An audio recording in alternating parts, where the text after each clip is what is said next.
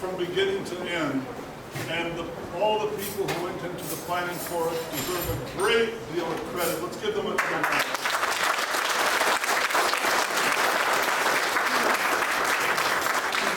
And I will say that, of course, this has been tremendously festive, but it didn't have to make up for anything. We never ever felt, Nancy and me, at all deprived when we had our farewell from this congregation 3 years ago. It was 3 years ago today. And though we weren't able, because of COVID, to do the festive, the gala event that we had in mind, because it wasn't just farewell, it was retirement. Bishop John Brodowski was scheduled to be with us. Professor Jim Nestigan, the late Professor Jim Nestigan, who was a mentor to me and a teacher to me, that never was able to have happened.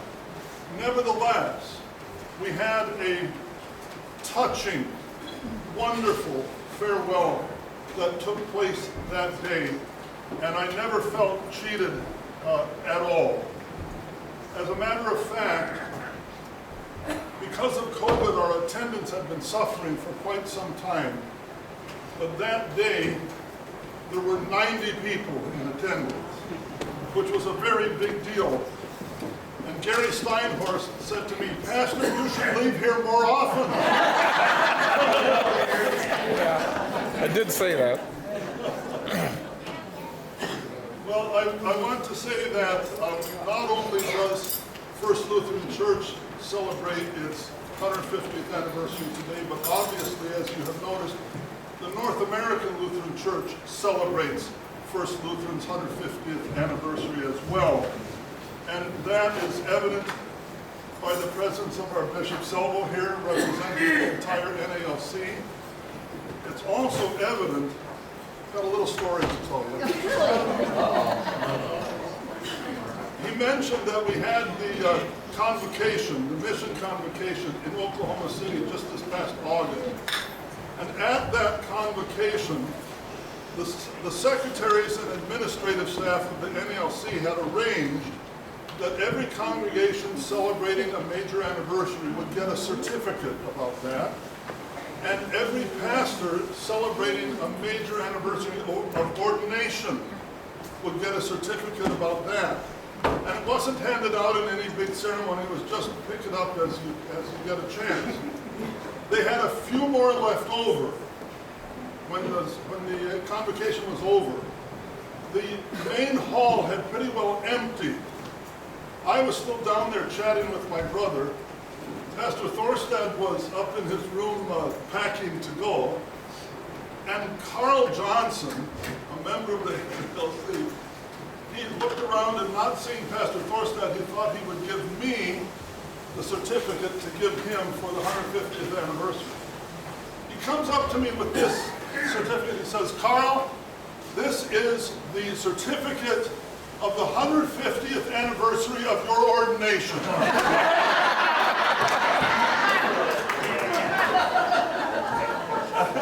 I said, "Carl, that would make me 176 years old." "I don't think so." Of course. And so he gave me the certificate, and I saw to it that Pastor Thorstad got it. And over here on one of the displays, there are two certificates sitting displayed next to each other. One came from a long time ago, the certificate that First Lutheran Church was a charter member congregation of the NALC, and right next to it, the 150th anniversary.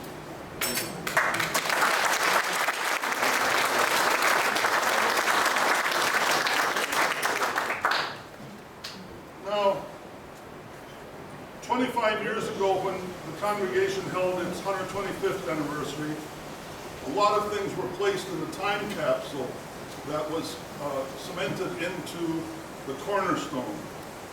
And among them was a letter that I wrote back then that was to be read to the people now. And Connie asked me if I would read that letter. This is dated September 19th, 1999. Maybe should have been 1998, huh? Oh, I made a misprint. No, the time capsule No. went in 1999. Oh, the Wait. time capsule went in 1999, so Right. I wasn't, no. That was the first mistake I made all day when I thought I was wrong and I wasn't.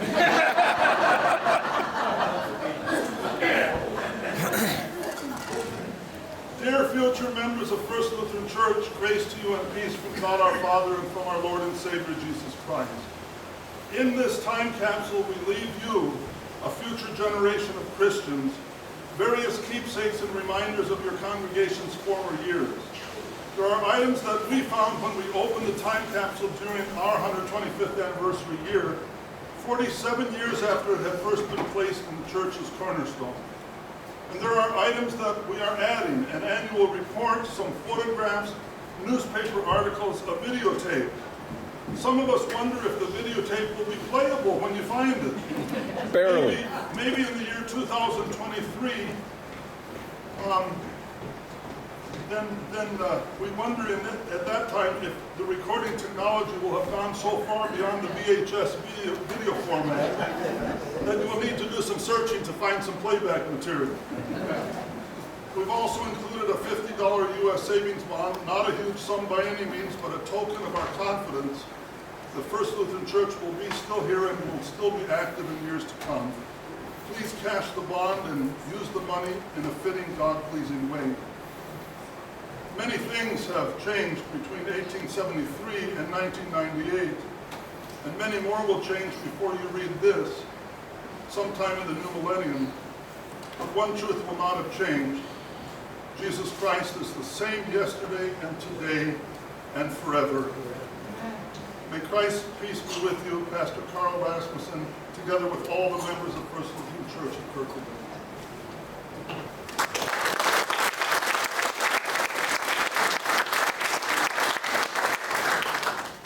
And then if you would allow us, the choir would like to sing one. That's at the end. That's the end. That's your first mistake. Long times for introductions, but we also have Pastor Phil Groen back here. He has served us from 2020 to 2021, did lots and lots and lots of driving to get us through COVID. And Pastor Bob Seward, stand up. He's Jim Seward's brother, and he grew up here at First Lutheran Church, was about my age, a little younger than me going through school. And he was an Emil C. Peterson scholarship recipient from this church to help him, and he was ordained in 1981 and served 3 churches in southeast Wisconsin. He has been at Christ Church in Mequon, Wisconsin since 1999, and he has full retirement on December 31st this year. Yoo-hoo!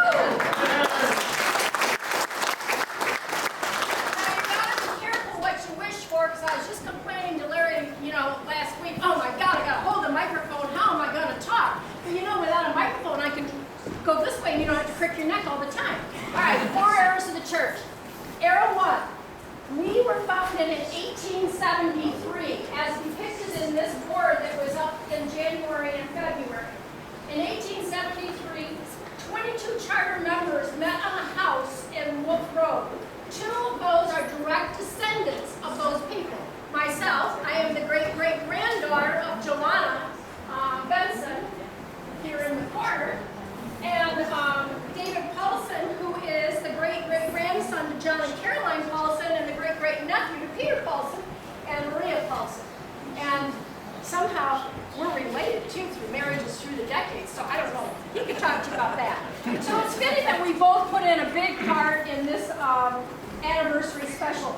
From California, David was invaluable in doing research on those pastors and the dates, because I went through church council minutes and way back into the 30s and the 40s and stuff, and then he went on the Augustana site and found out when they graduated. Anyway, he did the fine-tuning of that. He'd also been in many Swedish churches with his parents and knew about their anniversary boards that are always inside the entryway, and hence his inspiration for this one, which he created promoted and paid for and made it an anodized aluminum.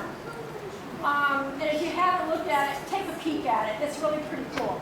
He also financed the painting of the entryway of the narthex and the fellowship hall here before the sign could be hung. And they just got done painting everything last week. He was also replaced that 125th sign with a 150th sign outside the door in the front. So look at that when you're going. His latest, well, not his latest, because it's probably the first one he started, is purchasing an Apple laptop so that it can be loaded with all the, like, over 2,000 files that I've scanned in. So you can sit here in the fellowship hall with this laptop and you can browse through our history at your leisure or for research or whatever you want. David, do you have a few words to say? Larry said I can't tell Only you. a few, so it will be a few. Okay. I'm not a member of this church. I've never been a member of this church. But your parent was. I do. I have a deep roots in this church. As Connie mentioned, I'm honored to represent actually 3 of the families who were the founders of this church. There were 22 that were supposedly members. We think some of that is a little inflated because there were really only 6 people who sat in the living room of Old Affairs College and talked about forming the church. Of those 6, one was my great-great-grandfather, Connie's great-great-grandmother, John Benson. So that's how Connie and I are related. The other 2 were my great-grandparents, John and Caroline Paulson, who were married 9 days earlier in Rockford because that was the closest place to find a Lutheran pastor. And the 3rd family was that of my great-great-uncle and his wife.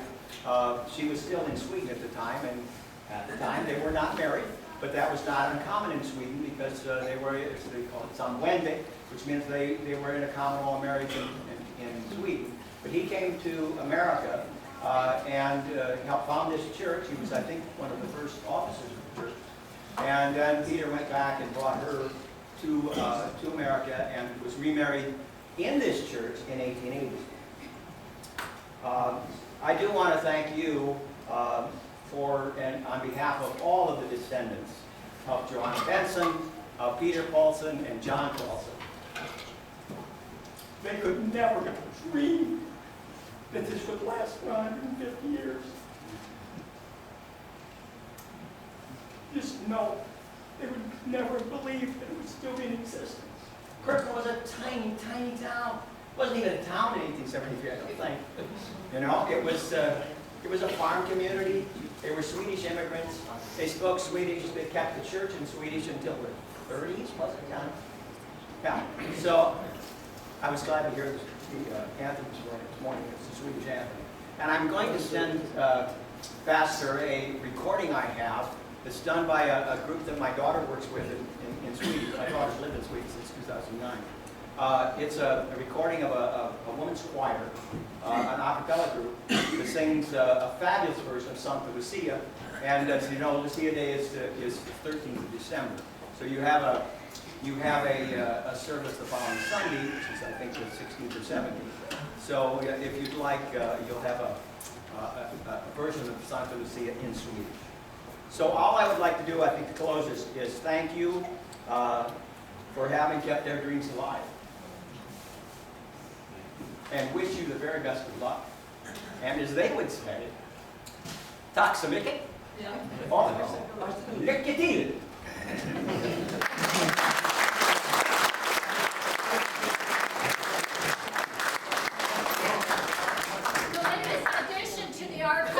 David was talking about is this calendar 1932 from Annette Carlson. She gave it to Hazel Johnson, which would be Nova's mom, for a Christmas present, and every page is scanned into the archives now, so you can see it there. But what's cool is she is the one that donated the stained glass window in the front of the church.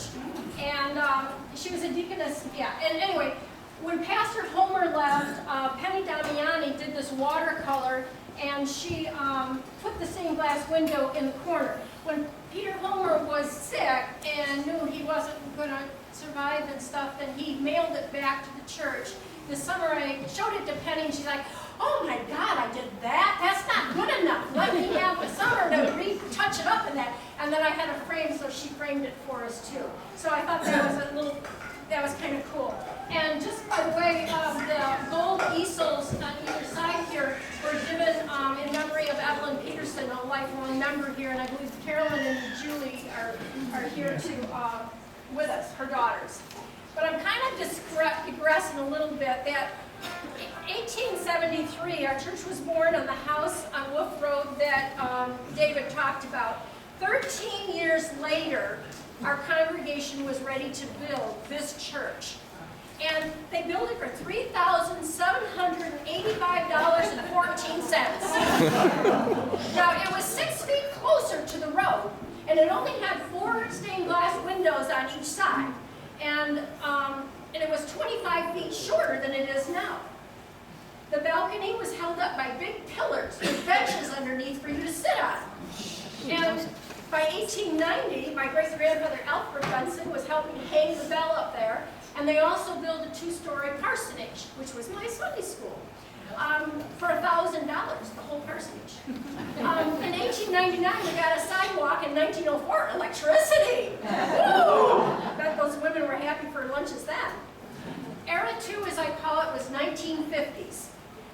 We were in a horrible turmoil. The church was too small. Should we tear it down? Should we rebuild? And there was a huge fight all year long about it. And they finally got to 1951, and that was the planning year, under a building committee of Emil Peterson, my great-uncle, Truman Hoffman, Tom's dad, and Renee's grandfather, Keith Marshall, Judy McMurray's dad, and Jenny Block's grandpa, Fred and Quentin Nelson. Then, 1952, 2 months before I was born, 7 months of extensive remodeling started under Pastor Martin Gustafson and Edward Banks, who was a member of this church and a contractor, and Emil Peterson, who took a whole year off of his full-time job just to work in the church. The church met for those 7 months in Verba Funeral Home, and the kids had their Sunday school in the village hall. They picked the church up, they moved it 6 feet away from South Street. They expanded it by moving the front chancel part of the church 25 feet that way, and then filled in the walls. And before they painted it this last month, you could have seen the cracks where the two were together. And if you walk really close, slowly, you could feel the rise in the carpet where the new addition goes. The basement was raised 2 feet rather than dig it deeper. The choir loft was on the front left side. They were laughing at me at choir practice the other night because I said, I haven't sang in the Lutheran choir since we were up in the old dark wainscoting up in the corner. Yeah, that made me old. They put in a kitchen in the basement that's now used for the pantry storage and stuff. And the first floor here held a church office, a closet, a library, and a boardroom. And part of that is where our new bathrooms are there. The upstairs Sunday school rooms through that door were accessed from the other side, which is now a coat or a chair rack thing. Era 3, 1968. God sends gifts. He sent Pastor Youngquist here, and he was an ex-carpenter, just like Jesus. He became the architect for our congregation, who took on a complete renovation of the sanctuary in a Swedish motif. Marv Bernhardy, wave to him, Marv, so they know who I'm talking about, right down there. He remembers working with Dale Balch, Keith Marshall, George Tyndall, and Stanley Peterson to tear out all the communion rails, the steps, the choir loft in the front of the church. The doors were moved, and the dark wainscoting was covered with drywall so they could be painted this light blue. Youngquist redid the entire arch around the window and made it the same angles as the window. Ask Marv for the details. It's fascinating. We replaced the old wooden altar with a marble one that took 6 strong guys with 3 poles just to set it up there on the pedestals. Marvin worked on every facet of the church in that year, and he even installed the new fluorescent lights in Eklund Hall. For those of you not familiar, Eklund Hall is our basement, which is named after Gary Eklund's mom and dad, June and Ernie. Marv has not only been a longtime member here, but he's also a longtime repairman, a builder, a chronicler of changes, and from personal experience, he makes an excellent tour guide. I thought I knew everything about this church, but Oh my, take a tour with you. Era 4. Yes? Hi, one thing else that you missed. Pastor Youngquist crawled up on that steeple and gold leafed the cross. Yes. Very, very dangerous. Everyone was in amazement. Thank you. Era 4. We broke ground October 8, 1983 for Fellowship Hall, where you are just sitting. 1983. In November, the old parsonage, my Sunday school, was torn down and construction was underway. This addition, 6,700 square feet, replaced the house's 2,400 feet, tripled it. And it was larger than the original church, was only 600 square feet. Amazing. If you tour, you can see the heating plant, the Sunday school downstairs, and all kinds of stuff. And then we had to be brought up to code too. So Marvin, under the suggestion of Stu Hoffman, went to Heinz Lumber and bought 3 fireproof doors for $25 a piece. Oh, but he had to re-groove the hinges and redo the hinges just so that he could put them up there and make us up to code. I thought it was really interesting, though, that it was that renovation that our original 1886 wooden door had rotted so much that they replaced it with a double metal door. Wow. Upon completion, the total cost, architectural fees, building, the parking lot, the furnishing here was $300,000, and that was paid off during Carl Rasmussen's 31 years here. And I don't know if 2023 can be considered an era, but as property chairman, first Richard and then Susan Wilson, his wife, they've led us through a lot of sprucing up in the sanctuary, repainting the sanctuary, the narthex, the entryways, and the fellowship hall. The kitchen has been totally reorganized with every drawer and nook and cranny was cleaned out. Closets were purged. New stove hoods in the back stairs were installed. Louis Melke and the Wilsons power washed the courtyard out there. If you haven't seen that, take a peek. I didn't even know it was there for a long time. Many changes are small, such as the new ornate old-fashioned handles in the back of the sanctuary doors, and others are just utilitarian safety things like the 3-foot railing in the sacristy that Richard Wilson installed a couple weeks ago for the old people who have to go up and down them. That would be Trudy and Judy. Thank you very much. It was me also. I speak after. So thank you to everyone who behind the scenes and helped make the church what it is today for our celebration. We're going to close our program with a prayer sung by our anniversary union choir called Gracious Spirit, Dwell in Me. After the sung prayer, you feel free to give yourself a little mini tour. Look at the cornerstone items arranged from 1800s all the way up to the present.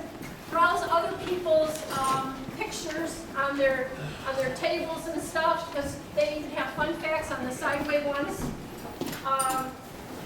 Buy an ornament if you want, but above all, thank the Lord for dwelling and within this church within the past 150 years and into the future. Safe journeys after the song.